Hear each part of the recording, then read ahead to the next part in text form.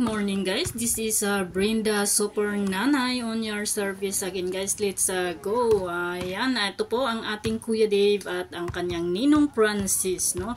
Ang ating Kuya Dave po ay hindi po lang iisa ang kanyang sports, no.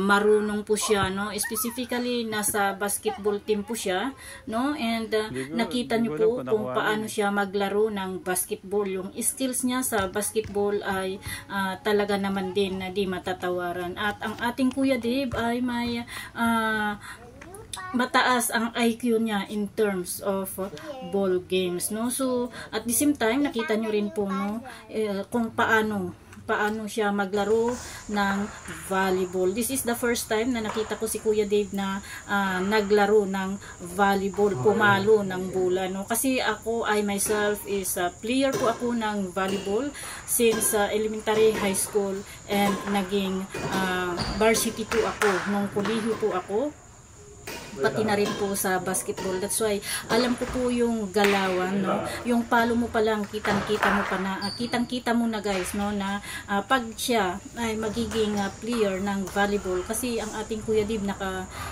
concentrate sa basketball guys, sa school po nila, no. Kasi in a time po, kasi ang isang varsitarian, isa lang po ang lalaruin mo sa isang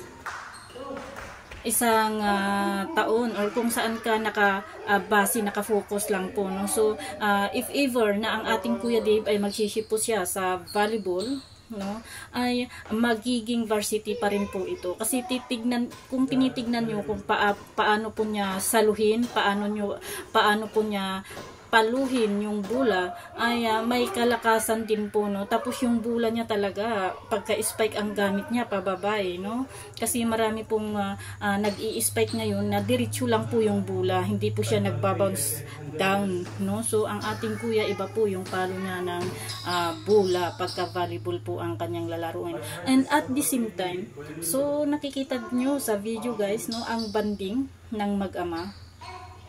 Nagbabadminton po sila.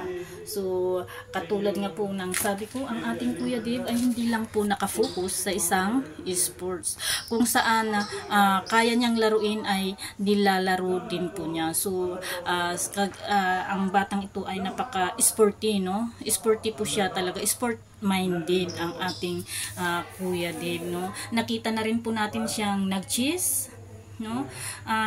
Ang hinihintay ko na lang po, kasi hindi pa po na ilalagay yung kanyang tennis, no, doon sa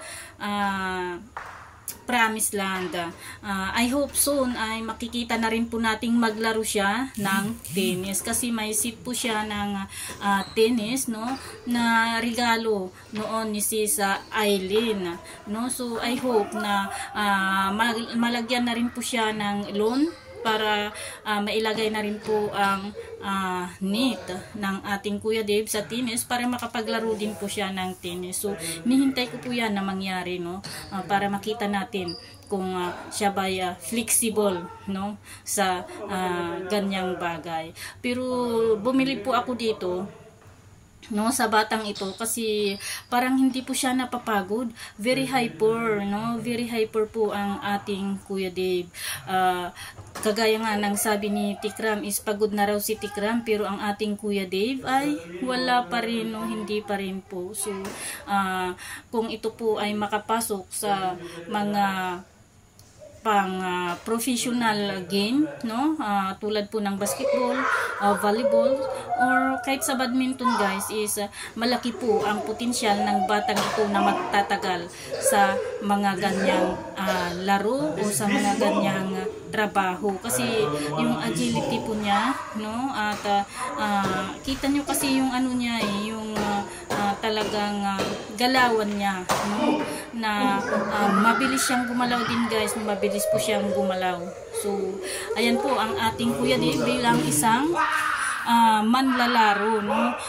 Nakita na po natin kung paano po siya magturo ng mga bata.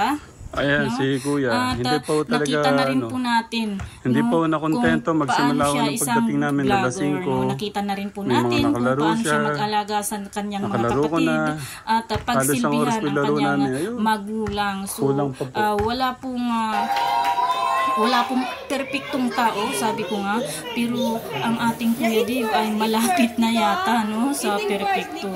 But kagaya po lang nasabi natin, ang Kuya Dave, hindi po siya, may flaws din po ang ating Kuya Dave. Mayroon din po siyang kahinaan, no?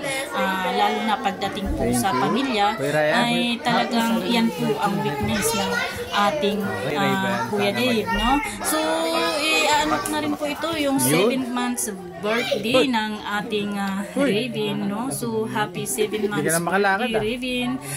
Sana lumaki ka na kagaya ng yung pinakamamahal na Kuya Dave, no?